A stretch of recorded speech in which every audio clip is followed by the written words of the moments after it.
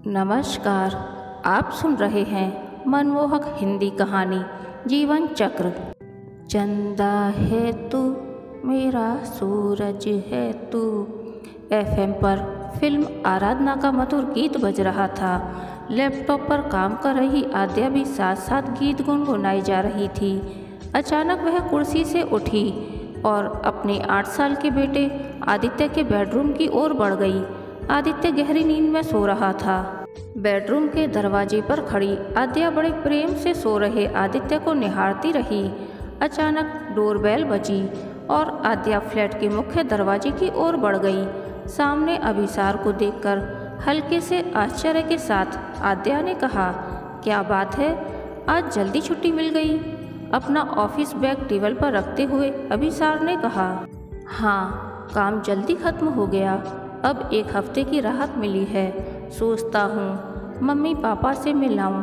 कल पापा का फ़ोन आया था, आदित्य को देखना चाहते हैं, लेकिन उसका स्कूल अभी शुरू हुआ है, इसीलिए मैं अकेले ही हो आता हूँ। छुट्टियों में साथ साथ चलेंगे। अभिसार को जल्दी घर आया देख आद्या के चेहरे पर आश्चर्य मिश्रित जो खुशी उभरी थी, वह अचानक आक्रोश के रंग में बदलने लगी। अभिसार को पानी का गिलास थमाते हुए वह कुछ कहती, इससे पहले ही अभिसार बोल पड़ा, आद्या, आज रात की बस से चला जाता हूँ, परसों वापस आ जाऊँगा। पापा के पैर में दर्द है, डॉक्टर को दिखा दूँगा। कॉफ़ी का कप थमाते हुए आद्या ने कहा, अभिसार, तुम जानते हो आदित्य की देखरेख में पूरा दिन कट जाता है। उसे स्कूल ले जाना, थेरेपिस्ट के पास ले जाना, उसकी दवाओं का ख्याल रखना, मेरा बहुत सारा काम पेंडिंग है। ऐसा ही रहा तो मुझे काम मिलना बंद हो जाएगा। जानते हो ना, एक फ्रीलांस राइटर के लिए समय पर काम पूरा करना बेहद ज़रूरी होता है। 1 हफ्ते घर पर रहोगे तो मेरा सारा पेंडिंग काम निपट जाएगा। बस 2 दिन की बात है, परसों लौट आऊँगा। पापा की तबीयत खराब है। अभिसार ने सपाट लहजे में कहा, पापा की तबीयत खराब है और आदित्य की तबीयत कौन सी ठीक है? अरे, आदित्य को क्या हुआ है? उसका इलाज चल रहा है, धीरे धीरे रिकवर हो रहा है। ऑटिज्म कोई महीने 2 महीने में ठीक होने वाली समस्या नहीं है। मैं झटपट आ जाऊंगा। आद्या अचानक आग बबूला हो उठी। मैं भी जानती हूँ कि ऑटिज्म को ठीक होने में समय लगता है। कभी कभी पूरी ज़िंदगी ऐसे ही बीत जाती है। मैंने अब तक कभी इस बारे में तुमसे कोई शिकायत की है? आदित्य मुझ पर बोझ नहीं है, मेरे कलेजे का टुकड़ा है, लेकिन तुम्हारी भी कुछ जिम्मेदारी बनती है कि नहीं? अबाक अभिसार ने धीरे से कहा, आद्या, मुझे अपनी जिम्मेदारी का एहसास है। कहो तो मम्मी पापा को साथ लेते आऊँ। पापा को फ़ोन पर आने का प्रॉमिस कर दिया है। नहीं जाऊँगा तो बुरा लगेगा। नहीं जाओगे तो बुरा लगेगा। मुझे भी बुरा लगता है। मम्मी पापा साथ रहते तो क्या आदित्य की देखभाल और अच्छे ढंग से नहीं हो पाती? जानते हो, दिन भर दौड़ते दौड़ते मेरी कमर टूट जाती है। अब छुट्टी मिली है तो भी घर पर नहीं रह सकती। आखिर तुम भी तो किसी के पापा हो, आद्या ने शिकायती लहजे में कहा। अभिसार कुछ देर तक खामोश रहा, फिर माहौल को हल्का बनाने की कोशिश में बोला, लगता है आज आदित्य ने तुम्हें ज़्यादा परेशान किया है। कोई बात नहीं, मैं कल सुबह की बस ले लूँगा। लेकिन उसकी इस कोशिश ने आद्या को और अधिक उबाल दिया। गुस्से में कार की चाबी उठाई, दरवाजे की ओर बढ़ते हुए उसने कहा, मैं कुछ ज़रूरी काम से बाहर जा रही हूँ। मेरे लौटने तक आदित्य का ख्याल रखना। किचन में खाना रखा है, उसे भूख लगे तो खिला देना। अभिसार के कुछ कह पाने से पहले ही आद्या धड़ाम से दरवाज़ा बंद करते हुए बाहर निकल गई। अभिसार कश्मकश में बेडरूम की ओर बढ़ा। आदित्य को सोते देख दबे पांव हॉल में लौट आया। एफएम रेडियो अभी बज रहा था। ये जीवन है, इस जीवन का यही है, यही है, यही है रंग रूप। अभिसार आराम कुर्सी पर बैठकर सामने मैदान में टहलते दौड़ते लोगों को देखने लगा। स्मृतियों में उठता बवंडर 8 साल पीछे खींच ले गया। उस रात भी आद्या ऐसे ही आग बबूला हो उठी थी। अभिसार के कानों में आद्या की आवाज़ तेज होने लगी। नहीं नहीं, मैं अबॉर्शन नहीं कराऊंगी। यह हमारे प्यार की पहली निशानी है। मैं किसी भी कीमत पर अपना बच्चा नहीं गिराऊंगी, हरगिज नहीं। आद्या ने थकी हुई चीख में अपना फैसला सुना दिया। अभिसार ने एक गहरी निगाह आद्या पर डाली। आद्या मुंह फेरे खिड़की से बाहर देख रही थी। अभिसार उसके पास आकर खड़ा हो गया। खिड़की के बाहर मैदान की हरियाली ने रात की काली चादर ओढ़ ली थी। मैदान से सटी सड़क के कोने पर लोहे का पुराना पोल पीली रोशनी में हांफता खड़ा था। ऊपर लोहे का जंग लगा कवर बीच में किसी तरह होल्डर को थामे झूल रहा। लोचन का पुराना बल्ब और पोल से छिटककर आत्महत्या करने की कोशिश। मैं हवा में झूलता कांच का निचला कवर। अभिसार एकटक उस पुराने पोल को देखे जा रहा था। सड़क का सन्नाटा फ्लैट में भी उतर आया था। अचानक अभिसार मुस्कुरा उठा। आद्या का पारा 7वें आसमान पर जा पहुंचा। वह चीख पड़ी, अभिसार, मेरी बात तुम्हें मजाक लग रही है? I am very serious.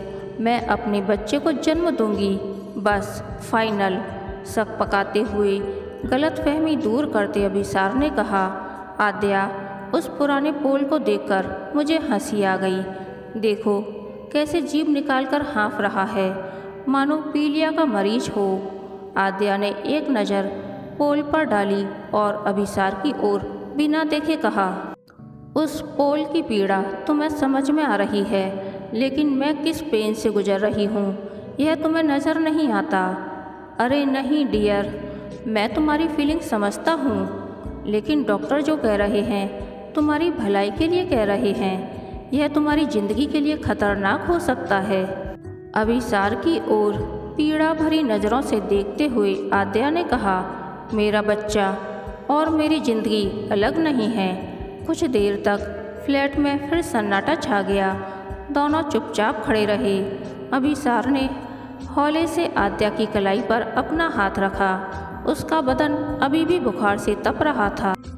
अभिसार के कानों में डॉक्टर बत्रा की आवाज़ घूमने लगी। देखो अभिसार, तुम्हारी पत्नी गंभीर रूप से बीमार हैं, मलेरिया के साथ पीलिया। इसका बच्चे पर गंभीर असर पड़ सकता है। बच्चा मंदबुद्धि भी हो सकता है या और भी कोई खतरा हो सकता है। अपनी पत्नी की ज़िंदगी खतरे में डालने से अच्छा है एबॉर्शन करा दो। जिंदगी रहेगी तो आगे। अभिसार को समझ में नहीं आ रहा था कि आद्या को कैसे समझाए। डॉक्टर बत्रा के अलावा 1-2 और डॉक्टरों ने भी यही कहा था कि बच्चा नहीं गिराया तो माँ की जान को भी खतरा हो सकता है। यादों में खोए अभिसार को अचानक बेडरूम से आदित्य की आवाज़ सुनाई दी, मम्मी मम्मी। अभिसार हड़बड़ाकर आराम कुर्सी से उठा और आदित्य के पास चला गया। मम्मी की जगह पापा को देखकर आदित्य निर्विकार बेड पर पड़ा रहा। अभिसार ने उसे गोद में उठा लिया। उसे गोद में लिए वह आराम कुर्सी पर आकर बैठ गया। 8 साल का आदित्य किसी 1-2 साल के बच्चे की तरह उसकी गोद में बैठा हुआ था। आद्या की जिद ने आदित्य को दुनिया में तो लाया, लेकिन ऑटिज्म के मरीज के रूप में लगातार इलाज के बाद वह किसी तरह थोड़ा बहुत बोलने लगा था, चीज़ों को समझने लगा था, लेकिन अपने हम उम्र बच्चों की तुलना में उसका विकास काफ़ी मंद था। अभिसार बड़े प्यार से आदित्य के सिर पर हाथ फेर रहा था। बीच बीच में आदित्य मम्मी मम्मी कह उठता और अभिसार उसे सांत्वना देता, मम्मी अभी आ जाएगी बेटा, बाजार गई है तुम्हारे लिए खिलौने लाने। उधर आद्या बिना किसी मंजिल के कार चलाई जा रही थी। आसमान में बादल गहराने लगे थे, लेकिन आद्या की आंखें तो पहले से ही बरस रही थीं। रह रहकर वह रो पड़ती। उसे सूझ नहीं रहा था कि किस ओर जाए। गुस्सा कम होने का नाम नहीं ले रहा था। उसने मंदिर की ओर जाने वाली सड़क पर कार मोड़ दी और मन के तहखाने से उठ रही यादों की भीनी भीनी खुशबू महसूस करने लगी। लगभग 15 साल पहले की बात थी। वह भी बरसात का समय था। जुलाई के महीने ने अभी अभी दस्तक दी थी। मुंबईया अंदाज में बारिश ने रह रहकर बूंदों की स्टेन गन चलानी शुरू कर दी थी। ऐसी ही एक शाम बारिश से बचने के लिए आद्या मरीन ड्राइव चौपाटी के एक रेस्तरां में घुस गई थी। अभी उसने बन मस्का और चाय का ऑर्डर दिया ही था कि खचाखच भरे उस रेस्तरां में लगभग पूरी तरह भीग चुका एक लड़का आकर उसके सामने खड़ा हो गया। आद्या के कुछ सोच समझ पाने से पहले ही उसने कांपती आवाज़ में कहा, एक्सक्यूज़ मी, क्या मैं यहाँ बैठ सकता हूँ? आद्या ने एक नज़र में रेस्तरां का मुआयना किया। बारिश के चलते सारे टेबल भर गए थे, बस उसके सामने ही जगह खाली थी। मामले को समझते हुए उसने बेतकल्लुफ़ी से कहा, हाँ हाँ क्यों नहीं, यकीन मानिए यह होटल मेरा नहीं है। यहाँ बैठने के लिए मुझसे परमिशन लेने की कोई ज़रूरत नहीं है। अभिसार ने मुस्कुराते हुए उसका धन्यवाद अदा किया और सामने टेबल पर बैठ गया। भीगे चेहरे को रुमाल से पोंछते हुए वेटर को उसने बन मस्का और चाय का ऑर्डर दिया। आद्या ने हैरत से उसे देखा और बोल पड़ी, लगता है यहाँ का बन मस्का काफ़ी फेमस है। हाँ हाँ फेमस भी है और दिल के करीब भी। इस तरह के पुराने होटल में जब लोग मिलते हैं तो मुंबई शहर के पुराने दिनों की याद ताज़ा हो जाती है। मतलब यह बूढ़े लोगों की पसंदीदा ठिकाना है, आद्या ने मजाकिया लहजे में कहा। अभिसार ने एक गहरी निगाह आद्या पर डाली और पाया कि लड़की का चेहरा सुंदर होने के साथ स्वाभाविक आत्मविश्वास से दमक रहा था। बाल लड़कों की तरह कंधे तक कटे हुए थे। ग्रे शेड की मटमैली जीन्स पर चटक गुलाबी टी शर्ट, किसी एथलीट की तरह छरहरा शरीर, बेतकल्लुफ़ अंदाज और मन मोह लेने वाली मुस्कान। अभिसार को अपनी ओर एकटक देखता देख आद्या ने हल्की सी झिड़की लगाई। क्या बात है, बारिश का असर हो रहा है? इससे पहले किसी लड़की को नहीं देखा क्या? अभिसार ने झेंपते हुए कहा, अरे नहीं नहीं, मुझे गलत मत समझिए।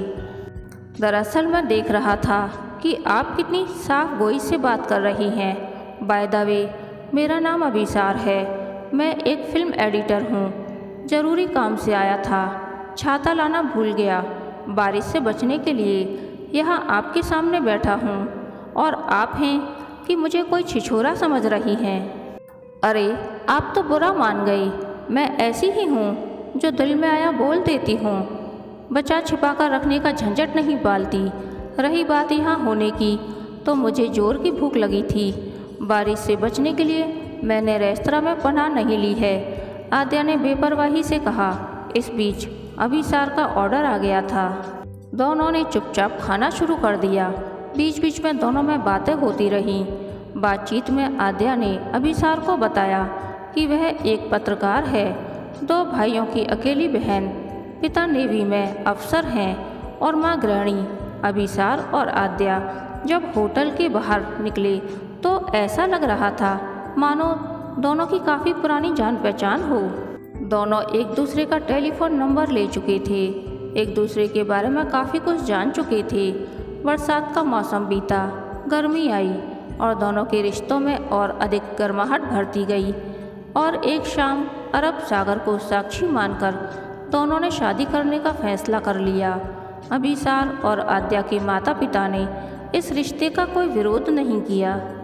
अभिसार के प्रोफेसर पिता रिटायरमेंट के बाद नासिक में अपने बंगले में रहने चले गए थे। दादर के फ्लैट में अब अभिसार आद्या भविष्य के सपनों में खोए दिन बिताने लगे। कार के बोनट पर बारिश की बूंदों की धड़ाधड़ दस्तक ने आद्या को झकझोर कर यादों के भंवर से बाहर निकाला। बरसात बहुत तेज हो गई थी।